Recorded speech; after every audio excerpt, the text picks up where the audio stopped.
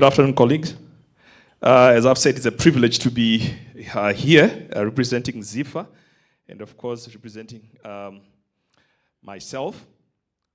The conversations this afternoon have been very interesting. I think one of the things that came out clearly is that poverty is a great challenge, I think, to all of us. Do we agree? Is poverty a challenge? Yes, poverty is indeed a challenge, and I think it's confirmed. The SDG 1 speaks to the eradication of poverty as a priority. And Professor did speak to something very interesting to say there is energy poverty. So all around we see poverty being a challenge. And there is one scholar who delves into poverty, Professor Amartya Sen, an Indian professor. He studied poverty to such an extent that he came up with a number of theories which many scholars continue to use to this day. And for his work, he got a Nobel Peace Prize. Now, there's different types of poverty and, of course, how to measure it. And this is some of his work which he did.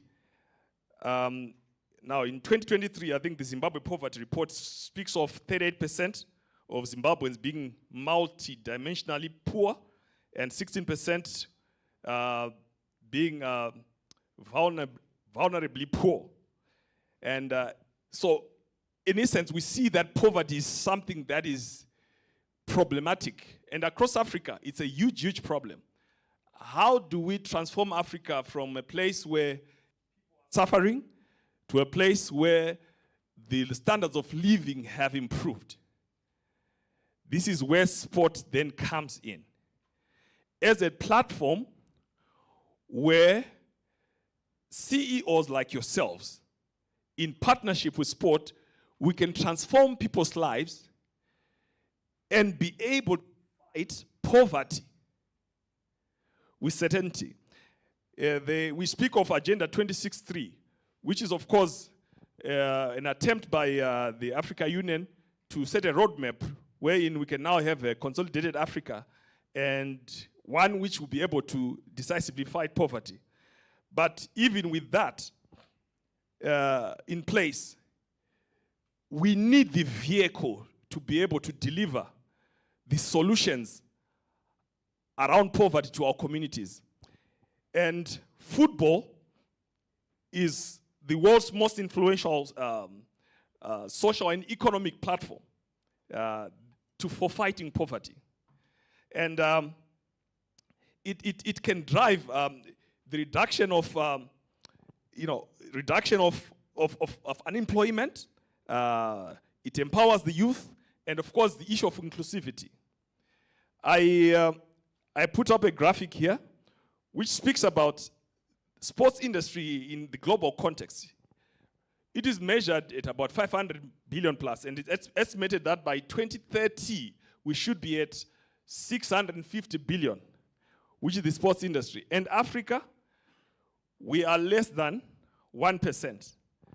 And there is a lot more that we can do as Africa. And this is where your help is sought.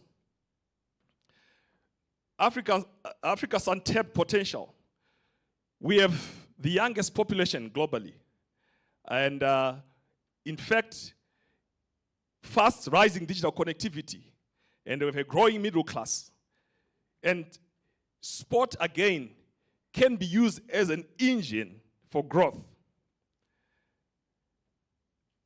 If you look, those of us who love football, if you look at most of the teams that are playing in the EPL or in the La Liga, you'll notice that Africa has a huge contingent of representatives.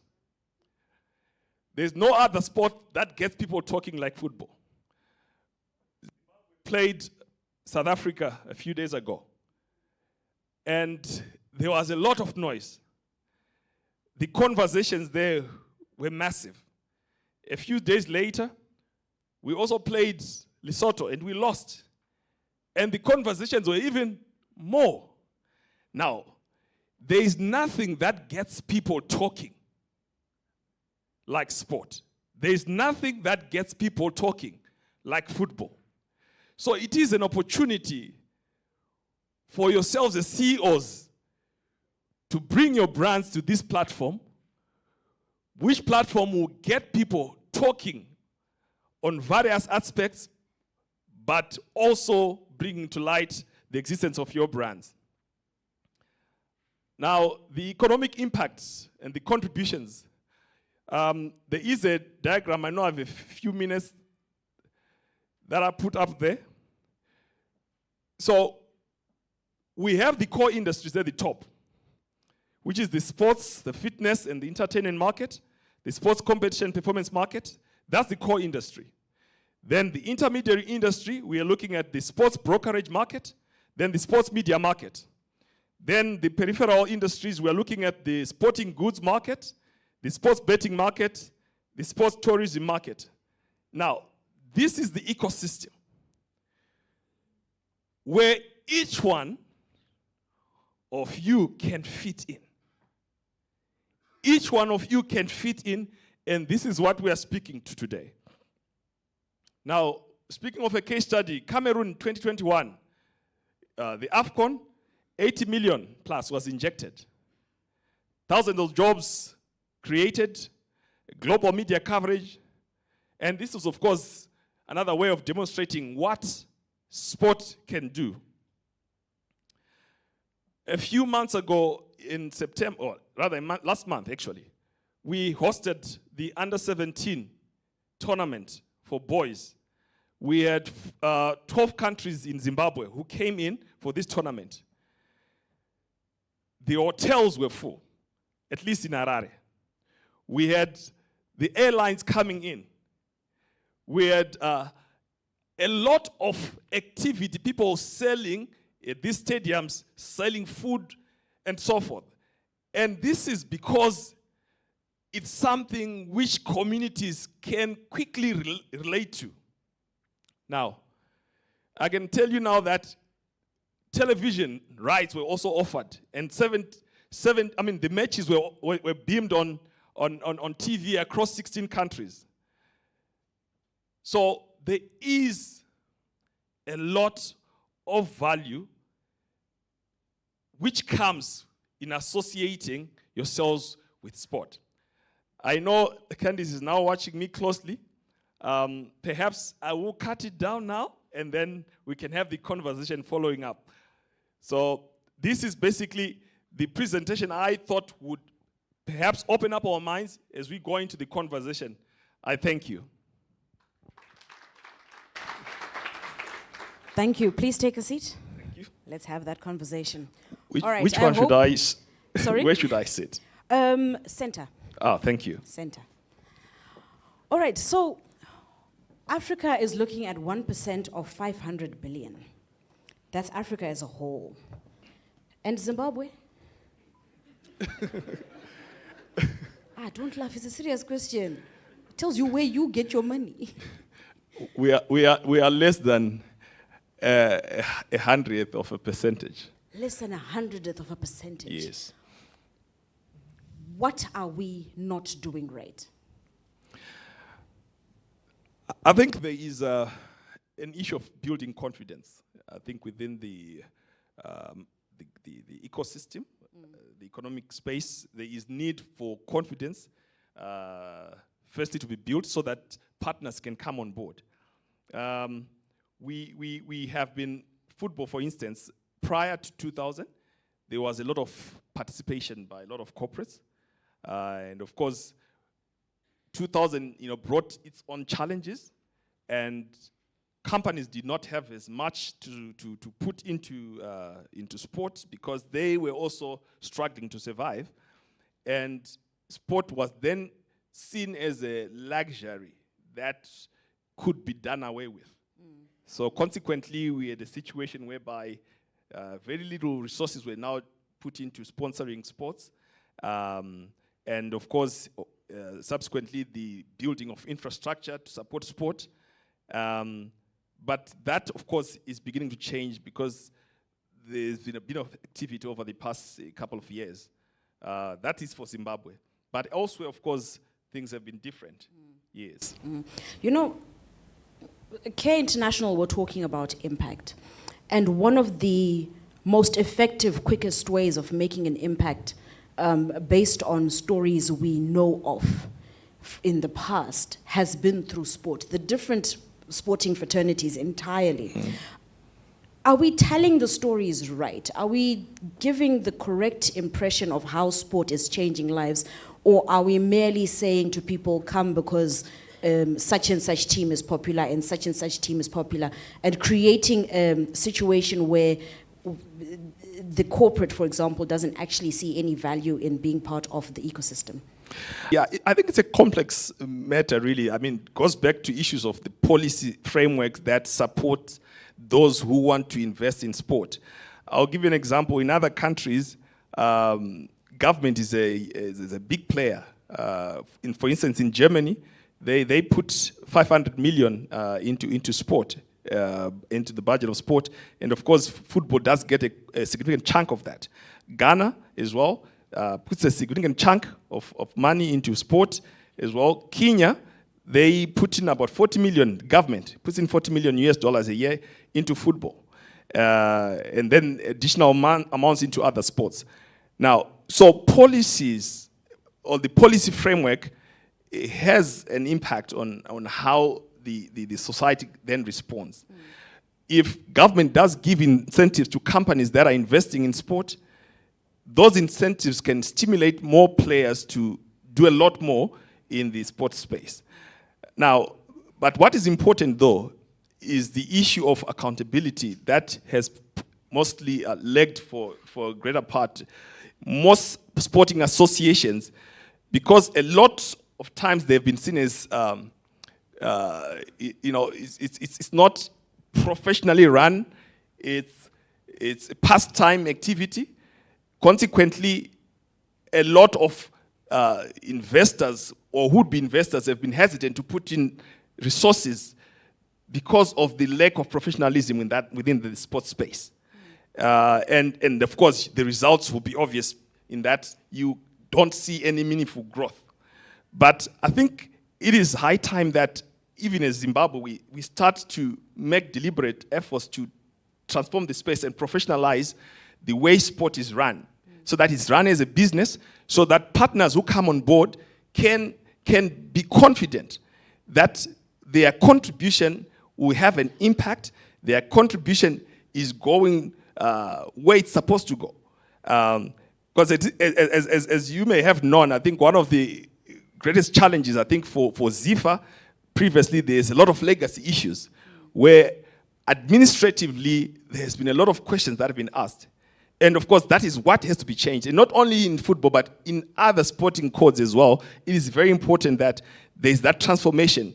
And of course, it has to be done in partnership with all the players and the partners that want to put resources into sport. Going with your impact thread, because I feel once we have a holistic picture of the impact it has on society as well, we may also be able to change a few minds. You are very passionate about growing football from grassroots. And I'm sure in your endeavors, you have encountered a large chunk of the youth who have been saved from issues such as idleness, drug and substance abuse, by what we think is just a part-time occupation, which is playing football, Masendrain. What are some of the things that you are having to deal with as you are now at the helm of ZIFA, that you're saying to yourself, okay, how do I get this information out there? Because this information is vital for people to know just how much the sport that we think is a part-time or non-serious occupation is actually impacting the lives of people from the very bottom going up. It's amazing. I think football right now is one of the quickest ways to transform people's lives from poverty and, of course, bring about issues of financial inclusion. Just by having a child playing for a team, it opens up opportunities for a family in Lotito within a short space of time. And those people who were previously not financially included, because of playing for a team and having a child who's part of a team, immediately become financially included. Now they have access to communicating with people that they never thought they would communicate with. Because football, as it stands, it allows people to interact at different levels. One thing you will notice is that whether you're poor or rich, you may find yourself supporting the same team, maybe Arsenal or Dynamos, whether you are young or old. So football has this ability to bring people together. It has this ability to take people away from their normal challenges, be it issues of criminality. When children are engaged in a worthwhile activity such as having to session or being part of a sport, a football club, it means now they have a schedule, a regular schedule that they have to follow through. It takes them away from criminality, takes them away from drug abuse, it takes them away from any mischief that the community may, of course, ensnare them to. So what we've seen over the past few months as we've been running ZIFA is that there is a huge passion. But where there is no support, you again see that the young people in those communities are lagging behind. And of course, there is more we can do. There is more we can do. Now, before I throw you to the people, I want to find out just maybe one or two of the measures that you have been very deliberate about that you are using to restore confidence in the way that ZIFA is run, which ultimately impacts on the way that the footballing fraternity in the country is viewed and gives that reassurance to anyone who's interested in bringing any actual money or knowledge to you that they are in safe hands and they actually will be able to see what's happening with their investment. Thank you that's a very important question. Of course, I think those who love football, I think the immediate thing they would want to see is a team winning. I think whenever you play, I think it's important to win. I love winning every day. But the critical aspect, as I spoke to it earlier on, is to have an institution which inspires confidence to all stakeholders. I think that's very important. And one of the challenges that Africa has had for a long time is the challenge of weak institutions, where there's no predictability, where there's no accountability, where there's no transparency. And one of the things we are working on at ZIFA, together with my executive committee colleagues, is to ensure that we build a strong institution which is premised on accountability, of course, transparency, and ensuring that we give back the necessary reports that speak to what we've promised. Recently, of course, we published our financials, which is, of course, going to be one of the common practices. Annual disclosure of all our financial activities, annual disclosure of all the activities that the association has been doing throughout the year, and of course, ensuring that all the organs that are supposed to be operational for the purposes of good governance are put in place. And once the institution is strengthened in that manner, I believe partners would find it easy to ask questions, and they would find it easy to access the information. Right now, we launched a new website as well, and we are putting on all this information so that any stakeholders or any potential partner can access this information and understand what is going on. Of course, as leadership, we are readily available to be able to answer any questions that may be asked and to engage in discussions and possibly help each other find solutions. Because it is about building a cohesive Zimbabwe and allowing value to be created even through sport. And allowing us to get more than 100% of the 1% for Africa. All right, so I think I've made your life easy, right? I can't promise they'll do the same. Thank you. Question time. Let's open it up. Do we have questions? Yes, we've got questions in the front. We've got questions in everywhere. Right. If I fall, don't laugh. Oh, wait. Okay. My Sekuro has come to help me. Thank you, Sekuro. All right, so we're going to take questions. We really want this to be interactive. Let's go.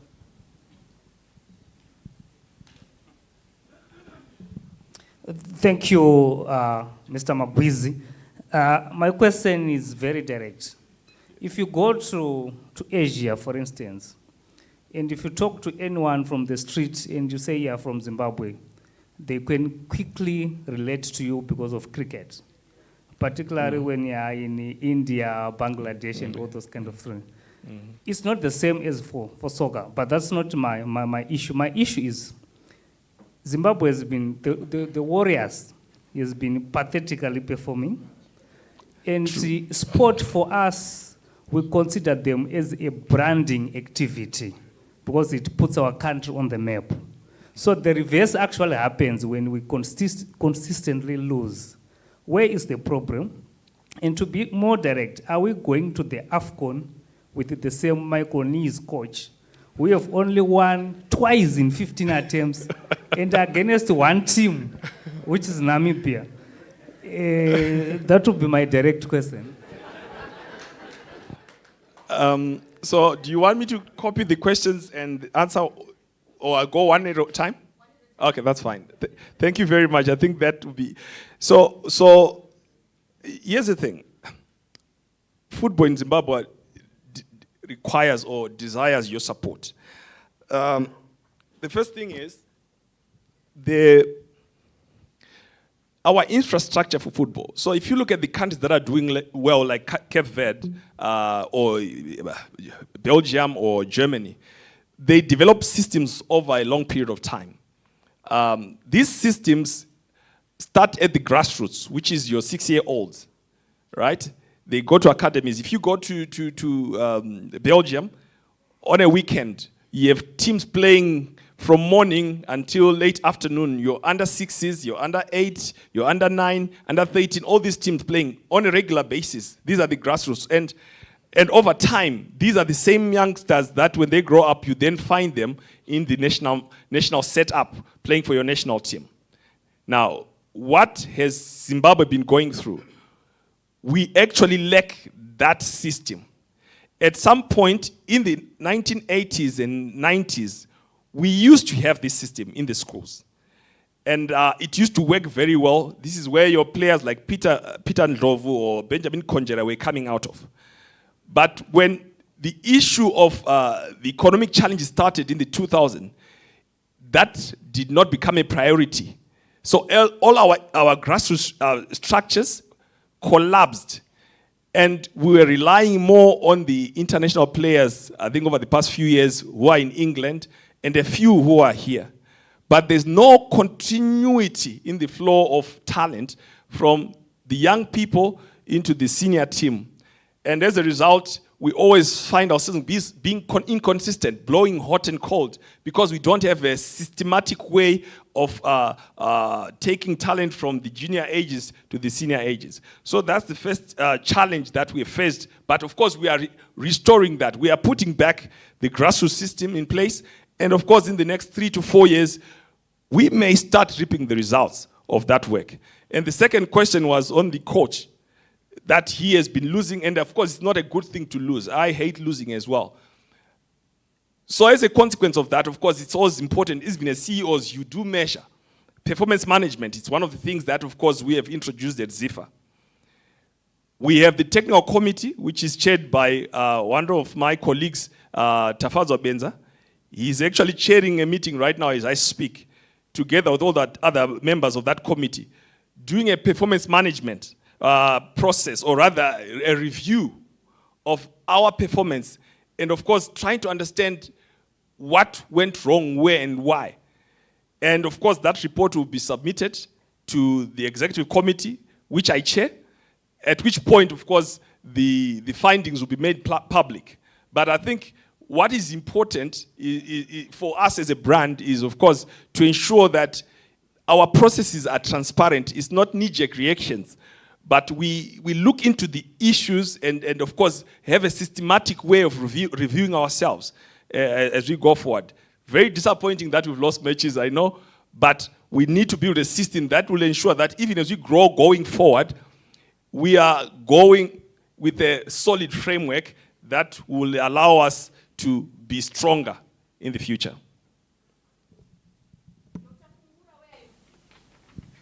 Yeah. Thank you. Thank you, Mr. Magwizi. I think firstly, just to commend you on hitting on the right notes around creating confidence and trust, and that there's need for transformation, for accountability and transparency in terms of the administration of sport. I think that definitely would help. Just 3 questions. The first one, I think maybe let me start with the third one, which is as direct as the CEO's one, which is under 17s or the young teams, the selection thereof. What criteria is used? Because they seemingly, when you look at the youngsters, it's focusing more on Harare rather than the other areas of the country. Just maybe a point on that. Then number 2, I heard you talk about systems, infrastructure, and people. Rather, infrastructure and systems. I also want to challenge to say, is it infrastructure systems that need amendment only, or you also need to look at your team? The people around you, are they competent enough for the intention on a transformative basis? Thank you. Thank you very much, Dr. Fungura. Maybe going into the first question, which is the under-17 selection. We have, of course, the selectors that go around the country.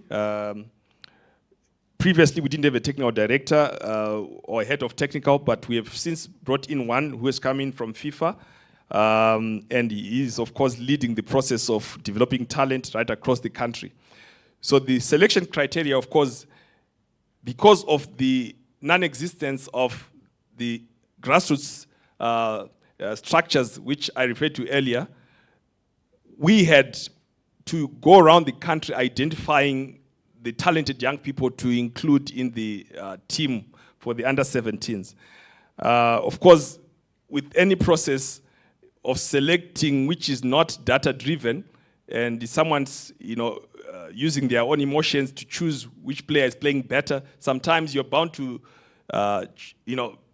it's bound to be contested, because the selectors may choose someone because they like them, maybe they like the way they run, or maybe they like the way they celebrate their goals. But this is the past. But going into the future, what we are doing as of next year, we are starting a league for the under-13s, the under-15s, and the under-17s. These leagues will be provincial leagues. In a sense, we will have each province with an active under-13, active under-15, and active under-17, and they'll play against other provinces. When that happens, as they play, data will be collected, and the scouts, of course, will identify the best out of each province who are going to play other provinces, and out of the provinces playing against each other, we get the best that will represent Zimbabwe. And that will be done over 18 matches that we played amongst these provinces. So in each of these age groups. So as these young people continue to grow, they will have more time to play with each other, and we will have an established database of young people who play, and we have enough information to support they are being chosen into the national teams. And of course, there would not be any basis upon which anyone would query why they've been chosen. Then, of course, the second issue was on the team, having a competent team. I think that is very fundamental in building a strong institution. The processes by which you then identify the people that become part of the team that is running an institution like ZIFA must be very clear in terms of who should be doing what. So, yes, we have already started the process. One of the things we did is we brought in a chartered accountant who will be heading our finance department. We have brought in a head of commercial, who is, of course, heading our relations with the commercial space, of course, engaging with the CEOs. We have brought in a technical director who was, of course, working within FIFA with many years of experience in that space. Of course, I was being questioned about the head of the national team, which of course we are doing a review for that. But it's very, very important, Dr. Fungura, to identify the resource, human resource that can help drive the institution forward, because that's fundamental. If we fail there, it means the institution, of course, will fail. Thank you.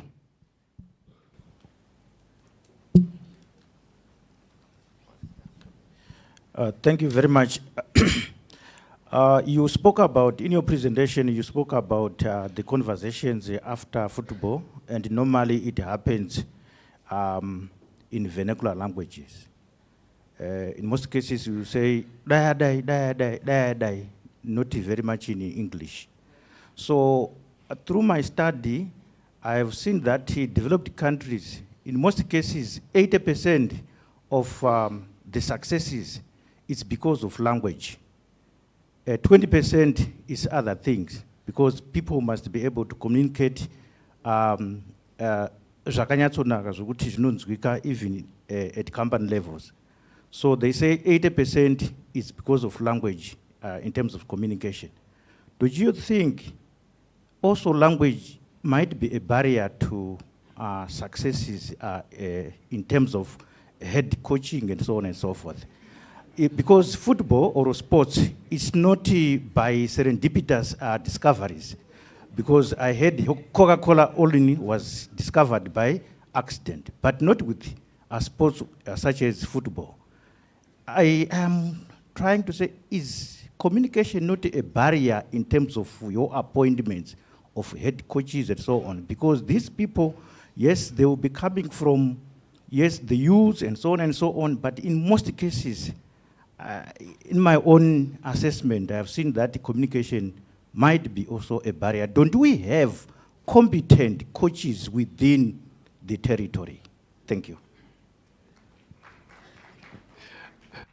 Thank you. I think that's a fair question. Now, I think it's a fair question, but of course, also very complex at the same time. Let's look at Senegal.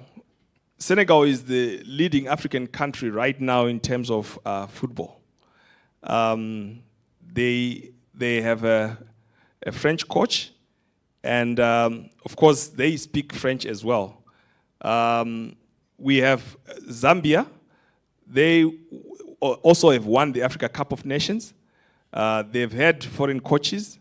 We have had, of course, various nations. I mean, South Africa at one time, they brought in this Brazilian who struggled in the 2010 World Cup. Now we have Carlo Ancelotti, who is Italian, who's coaching Brazil. What has become of the world right now, it's become a melting pot, to be honest, in terms of skills can be transferred from Zimbabwe to America. We have a professor who's here, but he's flying somewhere. So I think what is important, of course, is to, as Dr. Fungura had said, identification, the process of identifying the talent you need as an organization. I think that is what is important. The processes must be clear, the process must be transparent, and it must be open to anyone who has the requisite talent. It mustn't be discriminatory. If the person is local and they have the requisite talent, they are able to communicate with the players, they have the licenses, the pro UEFA license or the pro CAF license, then indeed they can be taken in.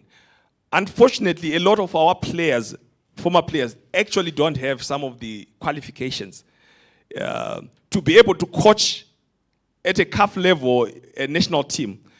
Right now, you require to have a pro license. Of course, there was a CAF A, which the local teams are using, but now they've said we now need a pro.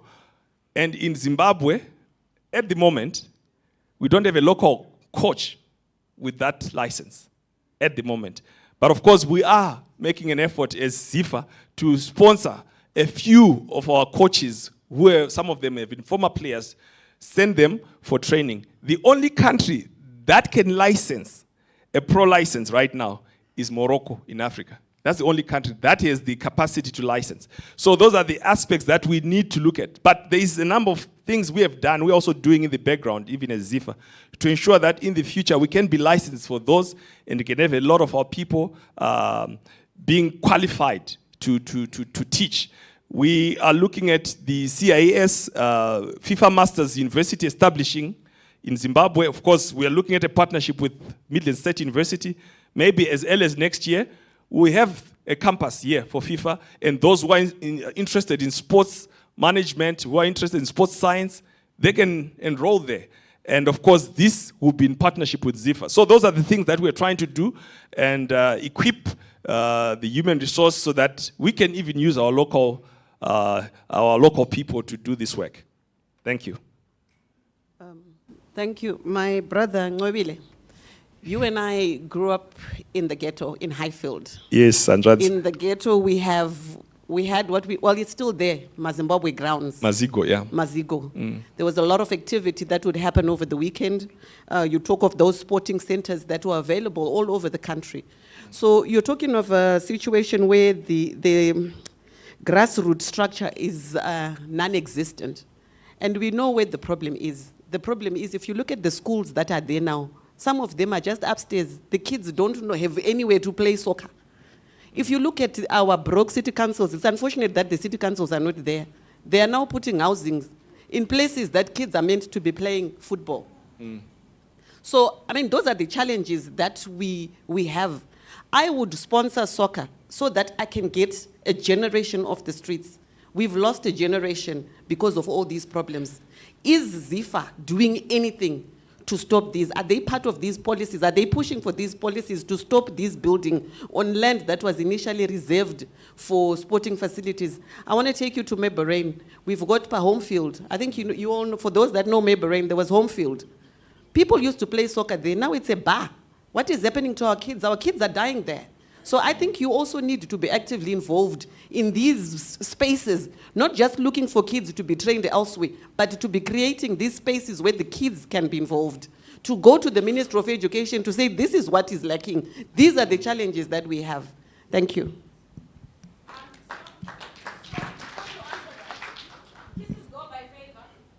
I am going to give our last question to Cynthia. I did say by favor, but I want more of the women to interact as well. So please, Cynthia, could you ask our final question? Nyachega is coming.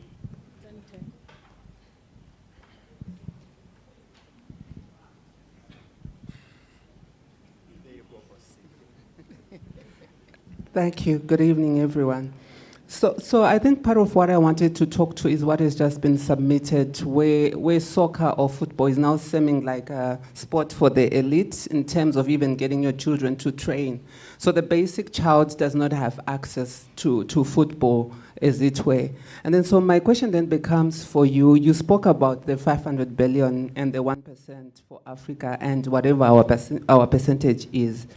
How are you leveraging as ZIFA with regards to your grassroots development to actually come up with sustainable talent pipeline that can compete regionally and globally? And then my other question is, you speak of transformation, digitization, or digitalization in technology innovation. What role does ZIFA see for technology innovation and digital platforms in enhancing player development, fan engagement, and the monetization of Zimbabwean football? Thank you. Okay, so I'll start with the first one in terms of what ZIFA is actively doing with respect to the infrastructure in our communities that, of course, is dilapidated. Some of it is being repurposed for building perhaps bars and all sorts of entertainment centers. We are in the process of negotiating, or rather we are at an advanced stage with the Ministry of Education, where we are, of course, signing an MOU to guide us with respect to how we can work closely and ensure that there is better coordination, there's more availability of infrastructure within communities. We are also speaking to the local government with respect to some of those facilities. You talk about the Zimbabwe grounds, say in Highfield, or the other grounds which were in Mfakose. We have written to local government to request that these facilities be given to sporting associations, perhaps such as ZIFA or any other sporting association, maybe the rugby association. That way it would allow for the association to take care of these places and allow children within those communities to benefit out of those facilities. But again, it's an opportunity for partners to come on board. Imagine a company like Dandemtande partnering ZIFA to refurbish the Zimbabwe grounds, and tournaments being held there on a regular basis, and they are now known as the Dandemtande grounds. That's an opportunity, and community will grow up knowing that it is Dandemtande who took us off the streets and gave us an opportunity in life. Then, of course, there was the question, I think, from Cynthia regarding what our grassroots strategy is. The grassroots, of course, young people will start playing football either in the paid academies or in schools or in football clubs. So there are 3 places where young people can start playing football from. In schools, because we're expecting every child to be going to school, some of them go to academies, some of them, of course, are already playing for clubs either in Division 1 or Division 2 or even in the PSL. So what we have sought to do now is we have 10 provinces in the country. Each province is going to get what we call a center of excellence for football. These centers of excellence are going to identify the best talent in the 3 age groups I spoke to earlier, which is under 13, under 15, and under 17. Once these age groups, these teams have been established for both girls and boys, they will start to nurture the talent of these young people. And of course, beyond the talent within the province, we will then have inter-provincial playoffs, which is, of course, the provincial leagues to be played amongst these provinces, allowing us to identify the best talents at all those age groups. And of course, I believe once we do that, we give a better opportunity to all the children from all the provinces, as opposed to just working with children from either Bulawayo or Harare only. Thank you. I've been told that it's time up. Thank you very much. But I think we can have these conversations even outside of here, and I don't want to pull, to take chances with this opportunity. But thank you very much for this opportunity, and I'm very grateful that I could speak to all of you. Thank you.